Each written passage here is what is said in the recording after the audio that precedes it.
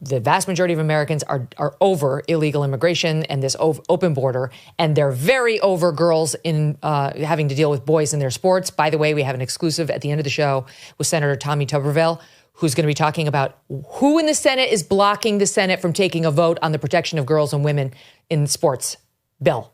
Because the House passed this thing and the Republicans control the Senate and it's being blocked. And he's prepared to name names. That's in our segment right after Stu. But so the vast majority of the American public is on our side on these issues. But the Democrats come together this past weekend to elect their new leaders. They have no leaders. Kamala's gone. Biden's gone in more ways than one. They have no leaders. And this is the clip that's going everywhere, which shows you what they care about. This is how, let me start with this. There's two. Jonathan Capehart, this far left guy who has a show on MSNBC, he starts by asking this question, and for the listening audience, every single person on the panel raises their hand. These are all the candidates for the head of DNC. It's SOT 16. How many of you believe that racism and misogyny played a role in Vice President Harris's defeat? Okay. So that's good. You all passed. You all passed. Jonathan Capehart will decide why Kamala Harris lost. And then they elect a white guy. They elected a white guy, Stu. It's been like 12 years or something before they ever. But the reason this guy, Ken Martin, got elected as a white guy, I would submit, is because of repeated statements like this one he offered in 2019. SOT 14 here. So I have to admit that I have my own white privilege here. And but that doesn't prevent me from seeing the phobias that exist throughout our communities, both in Minnesota and, frankly, throughout this country. Okay. But he got elected as chair. David Hogg, the far left kid who was part of the Stoneman school shooting, he was there. He was a student down in Florida when that happened at Parkland. Who is just, I mean, with all due respect to that terrible experience, he is truly one of the most annoying leftists on Twitter. He is truly hateful, very nasty, does not understand there's a Second Amendment in this country and that he doesn't get to rewrite it with his eraser. He wins vice chair. So now you got two white guys, two. And the DNC chair, Jamie Harrison, I guess outgoing, tries to explain that this has thrown things into chaos because they have quotas, they have bare minimums for non-binaries as part of DNC leadership, which I guess neither of these guys is. Listen to SOT 18. Rules specify that when we have a gender non-binary candidate or officer, the non-binary individual is counted as neither male nor female, and the remaining 6 offices must be gender balanced. In order to be gender balanced, we must elect one male, one female, and one person of any gender. We have to elect one male, one female, and one person of any gender. To ensure our process accounts for male, female, and non-binary candidates, we conferred with our RBC co-chair, our LGBT caucus co-chair, and others to ensure that the process is inclusive and meets the gender balance requirements in our rules. Very hard if you have a quota for neither males nor females. And for the listening audience, on the screen the entire time he was reading that is this little like pronoun primer that reads, there's Zim there, her, Z, she, his, they, them, Zim, hers, they, him, he. I refuse.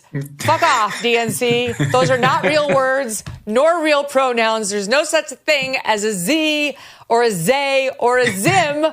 And that's why they're having such difficulty finding the right balance, because they require it at the leadership level, Stu.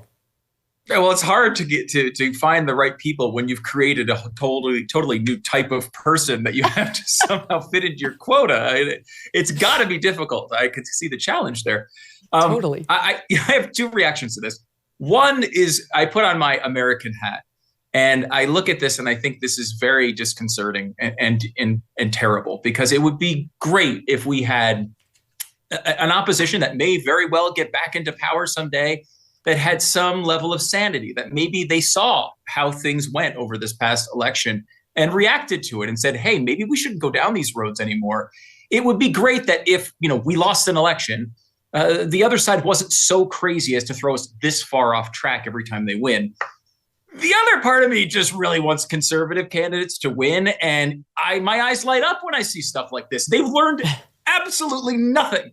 They are just as ridiculous and terrible with this stuff as they were before they got slaughtered in this election. So wonderful. You'd think a moment like that would make you have a bit of self-reflection, Megyn, but apparently not. No.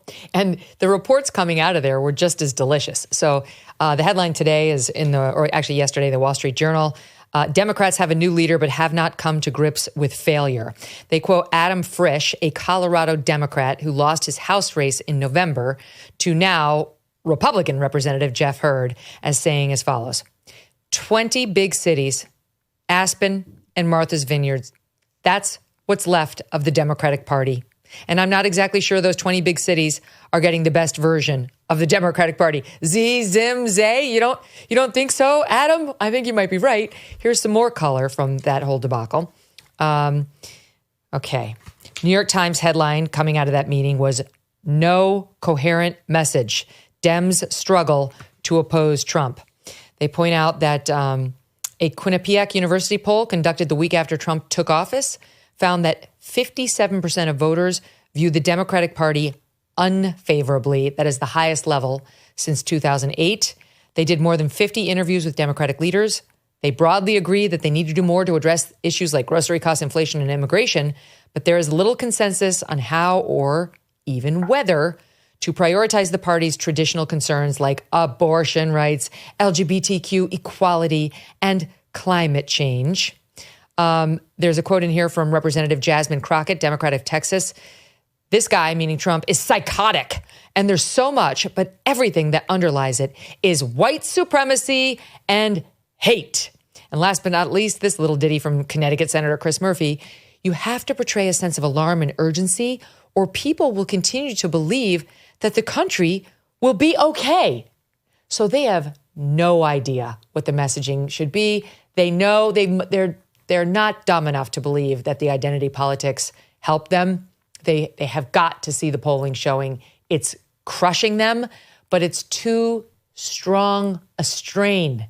The party has this malignant tumor that's in it that loves DEI and equity and identity politics at every turn, and they can't excise it, Stu. It's a puzzle that they can't put together. I mean, they really don't know how even to attack it. Again, maybe if you had that real moment of self-reflection, you might be able to find a path. But if you think about the incentives of not only activist politics, but also the internet, it's really hard for a party that has kind of crazy views and goes to the American people and says these crazy views and locks you in with that sort of maniacal purity test that they've been putting people on over the years. How do you unwind that? You know, I mean, look at someone like John Fetterman, who, again, is a Democrat, who says Democratic things and votes Democratic ways 90% of the time, but just occasionally comes out with something that I would call rational.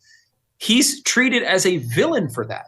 They've excised every pro-life Democrat from the party. They're all gone at this point. And they have so many different problems here. It's not just DEI, and it's not just all the things that we've been talking about here. I mean, you mentioned Phil Murphy. Go back to Phil Murphy's performance during COVID. I mean, he is one of the only guys that could challenge Andrew Cuomo for the level of incompetence. And what do they do with these people? They reward them. Andrew Cuomo is probably going to be the next mayor of New York City. No. So they don't know. You don't think I'm so? Against it. He might be, but I'm not. I refuse. I'm going to work against him. He helped kill 15,000 New Yorkers with his inane orders to put sick patients into nursing homes and to not let them test them for COVID. Then he tried to lie and cover that up when he got caught. It's insanity to put this guy back in power. Just ask our mutual pal, Janice Dean. New Yorkers, your memory cannot be that short. Sorry, keep going. Oh, you can keep going on that strain forever if it's up to me, Megyn. It deserves to be said.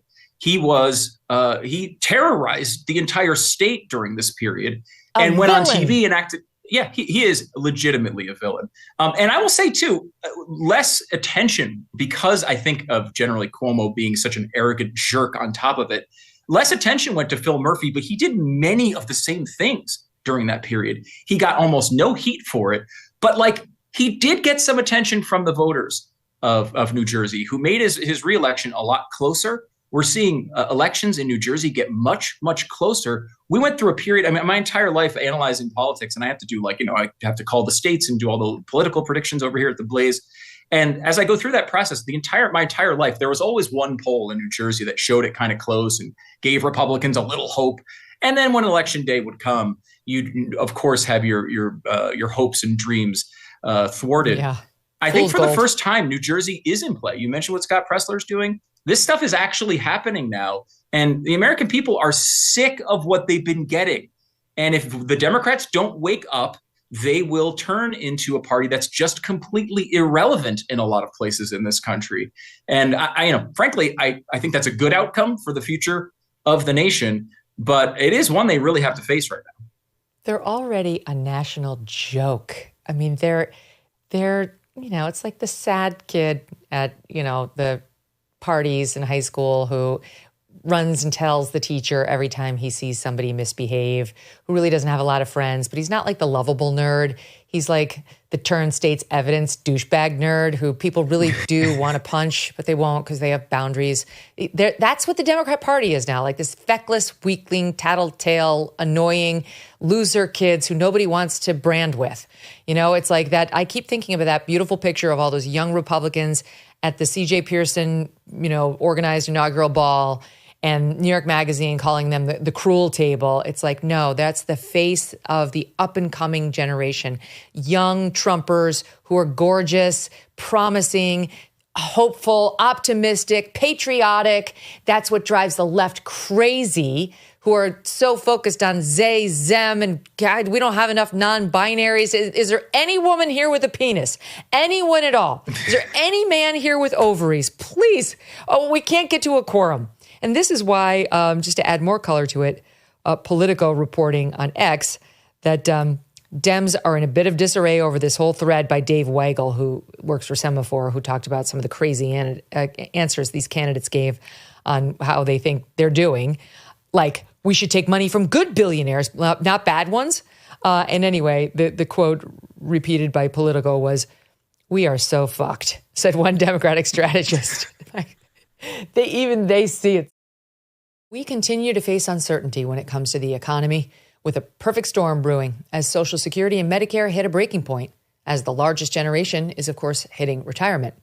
A smaller workforce means a smaller tax base. You pair that with our growing national debt and rising cost of living, and we could have a big problem.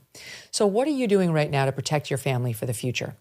Gold can be a safe haven in hard economic times, and Birch Gold makes it easy to diversify a portion of your savings into physical gold.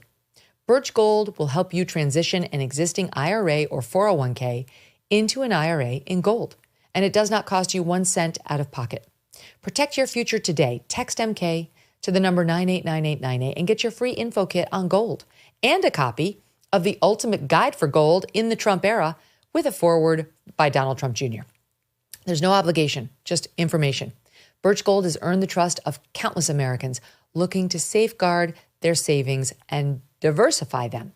Text my initials, MK, to the number 989898 to learn more today.